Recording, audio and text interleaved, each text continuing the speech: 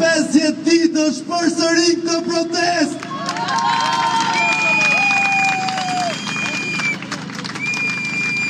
E kush do ta mendonte se do t'ishim këtu pas 50 ditësh edhe ditën e finales botrorit.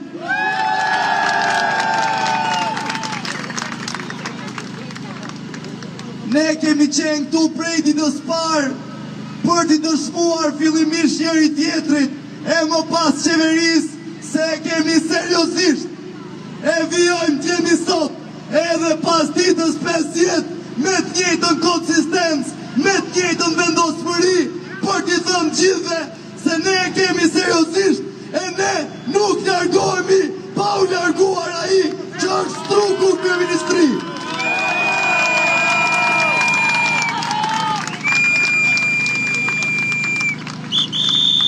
Këtë protest janë munduar të ndalojnë me qindra mënyra. A ja kanë arritur apo jo?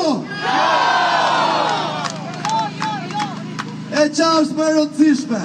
A do ja arrin të ndalojnë apo jo? Unë jam i bindur që kjo protest, pavarësisht vullnetit të kujton këtë shoqëri, nuk ndalon më. Kjo është aktivizuar dhe është një prej atyre vulkaneve që nuk ndalon edhe pëtoj kushto.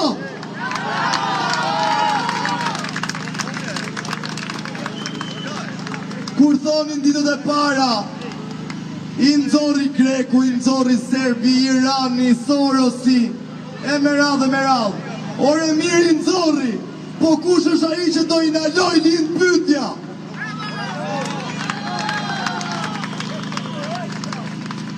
A do e ndaloj njëri këtë protest apo jo?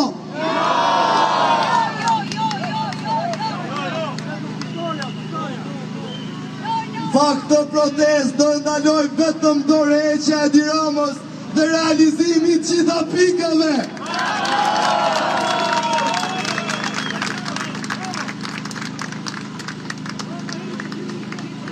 Kjo protest do ndaloj vetëm atëherë kur ligji 21-24 të anulohet, kur fatromat dhe betonjerët të largohen një herë mirë nga zonat e mbrojtura që nisin prej Zvërneci e deri në Rjoll.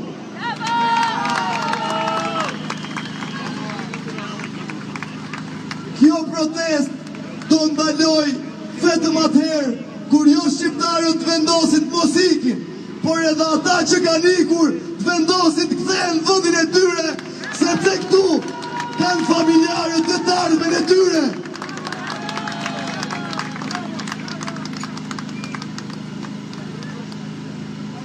Kjo protest do ndaloj kur në parlamentin ton përfaqësues mos jenë më krimi